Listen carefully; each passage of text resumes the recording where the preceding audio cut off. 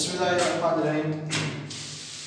बेटा ये हमारा तीसरा टॉपिक है सिंपल हार्मोनिक मोशन से रिलेटेड। इसमें भी हमने ये प्रूव करना है कि motion of a simple pendulum is a simple harmonic motion, कि एक सिंपल पेंडुलम की जो मोशन है वो सिंपल हार्मोनिक मोशन होती है।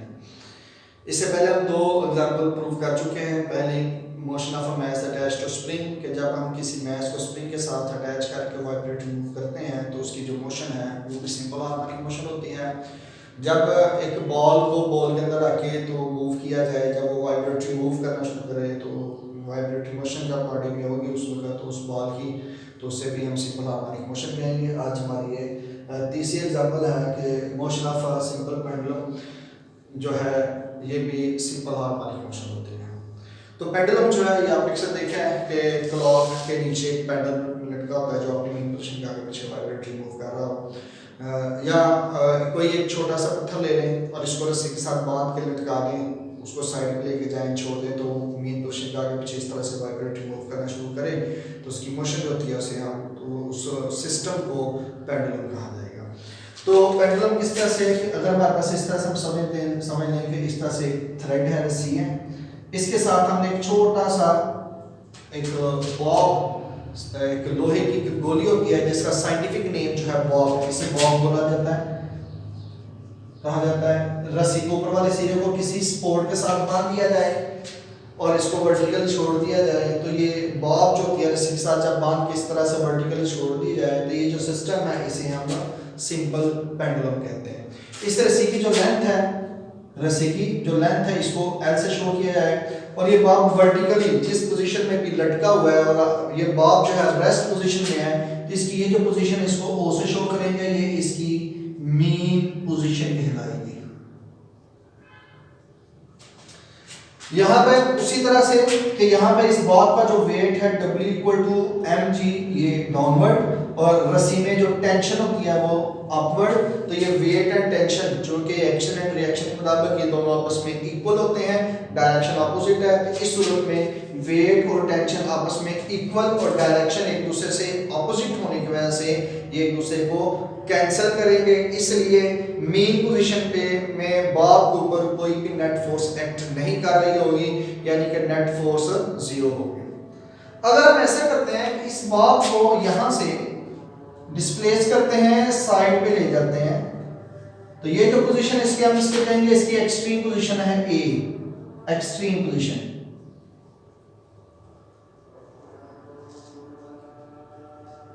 Extreme position. अब जब यहां पे लेके जाएंगे तो यहां पर इस बॉब के ऊपर एक्ट करने वाली जो नेट फोर्स है वो जीरो नहीं होगी। यहां पे देखें कि जितना हमने बॉब को यहां से डिस्प्लेस किया है, ये मीन पोजीशन एक्सट्रीम पोजीशन के दरमियान में एंगल थीटा बन रहा है, तो यहां पर भी अगर उसी तरह से करते हैं कि बॉब का वेट तो डाउनवर्ड है और ये इसकी टेंशन की डायरेक्शन आ जाती है, तो यहां पर अगर हम इसका उसी तरह से एंगल थीटा बन रहा हो तो उस सूरत में फिर हम वेट उसी तरह से इसके दो कंपोनेंट में रिजॉल्व करेंगे। एक होगा mg cos थीटा और एक होगा mg sin थीटा। तो ये जो mg cos थीटा है ये टेंशन के ऑपोजिट होगा। mg cos थीटा जो है ये टेंशन के ऑपोजिट होगा, इसलिए टेंशन और ये mg cos थीटा ये दोनों एक दूसरे को कैंसिल कर देंगे क्योंकि इनकी मैग्नीट्यूड आपस में इक्वल होगी लेकिन डायरेक्शन ऑपोजिट होगी। और दूसरा जो कंपोनेंट है mg sin थीटा वो इस बॉब के ऊपर एक्ट करके इस बॉब को मीन पोजीशन की तरफ खींच के लेके आएगा, यानी इसकी डायरेक्शन यहां से इधर को होगा। ये कंपोनेंट इसका होगा mg sin थीटा। तो ये mg sin थीटा क्या करेगा, इस बॉब को यहां से खींच के इधर को लेके आएगा। तो इस पोजीशन पे, एक्सट्रीम पोजीशन पे इस बॉब के ऊपर mg sin थीटा जो वेट का कंपोनेंट है ये रीस्टोरिंग फोर्स के तौर पर ऐड हो जाएगा, इसके ऊपर एक्ट करेगा जिसकी वजह से बॉब यहां से मूव करते हुए वापस अपनी मेन पोजीशन की तरफ आएगी। तो चलते चलते ये बॉब मेन पोजीशन पे आएगा तो यहां पर आके नहीं रुकेगा, यहां पे मेन पोजीशन पे रीस्टोरिंग फोर्स तो जीरो हो जाएगी लेकिन ये अपने इनर्शिया की वजह से बॉब यहां पर नहीं रुकेगा बल्कि यहां से मूव करता हुआ नेक्स्ट एक्सट्रीम पोजीशन पे चला जाएगा, जिसे हम कहेंगे इसकी बी पोजीशन है और इस पोजीशन को भी एक्सट्रीम पोजीशन कहा जाएगा। जब ये बॉब यहां से मूव करता हुआ एक्सट्रीम पोजीशन पे जाएगा तो यहां पर आके कहीं के लिए रुकेगा रुकने की वजह से यहाँ पे इस बॉब की जो वेलोसिटी है वो जीरो हो जाएगी। तो उस लेकिन जब बॉब यहाँ से मेन पोजीशन से दोबारा एक्सट्रीम पोजीशन की तरफ आगे मूव करना शुरू करेगा, यानी कि O से B की तरफ जाना शुरू करेगा, तो इसके अंदर रिस्टोरिंग फोर्स फिर से ऐड होना शुरू हो जाएगी। जब बॉब मेन पोजीशन पे जाकर रुकेगा एक लम्हे के लिए, वेलोसिटी जीरो हो गई, तो वो रिस्टोरिंग फोर्स क्या करेगी, इस बॉब को फिर यहाँ से वापस पीछे की तरफ खींच के लेके आएगी। तो इस तरह से रिस्टोरिंग फोर्स की वजह से ये जो बॉब है अपनी मेन पोजीशन के आगे पीछे वाइब्रेटरी मूव करता रहेगा।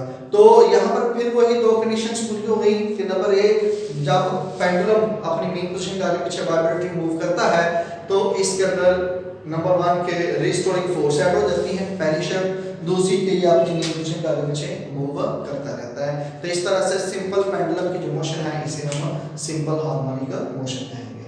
इसके कुछ इससे रिलेटेड कुछ टर्म्स हैं कि एक्सट्रीम पोजीशन जो होती है, इस एक्सट्रीम पोजीशन पे इस पेंडुलम वाइब्रेटरी मोशन के दौरान एक्सट्रीम पोजीशन पे इसका एक्सेलरेशन जो होता है ये मैक्सिमम होता है, क्योंकि सिंपल हार्मोनिक मोशन की डेफिनेशन में और हमने पढ़ा था कि सिंपल हार्मोनिक मोशन में जो नेट फोर्स होती है वो डिस्प्लेसमेंट के डायरेक्टली प्रोपोर्शनल होती है। तो एक्सट्रीम पोजीशन पे जो डिस्प्लेसमेंट होता है ये मैक्सिमम होता है, मैक्सिमम होने की वजह से इसमें एक्सेलरेशन जो है वो मैक्सिमम होगा, लेकिन इसकी जो वेलोसिटी होती है एक्सट्रीम पोजीशन पे जीरो, क्योंकि यहाँ पर बॉब रेस्ट हालत में है। तो रेस्ट हालत में होने की वजह से इसकी वेलोसिटी जो होती है यहाँ पर जीरो होगी।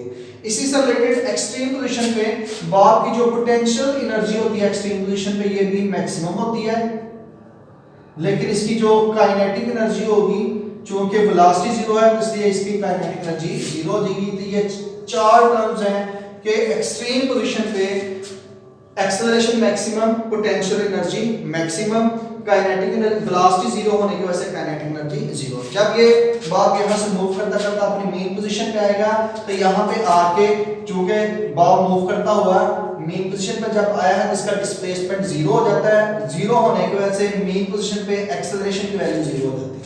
तो जब एक्सेलरेशन की वैल्यू जीरो होगी तो मेन पोजीशन पे इसकी पोटेंशियल एनर्जी जो होगी वो भी जीरो होगी, लेकिन मेन पोजीशन पे इसकी काइनेटिक एनर्जी जो है वो मैक्सिमम होगी, क्योंकि इसकी जो वेलोसिटी है, क्योंकि ये बॉब यहाँ से मूव करता हुआ आ रहा है और मूव करता हुआ आगे चला जाएगा, तो मेन पोजीशन पे इसकी वेलोसिटी जो है वो मैक्सिमम होगी।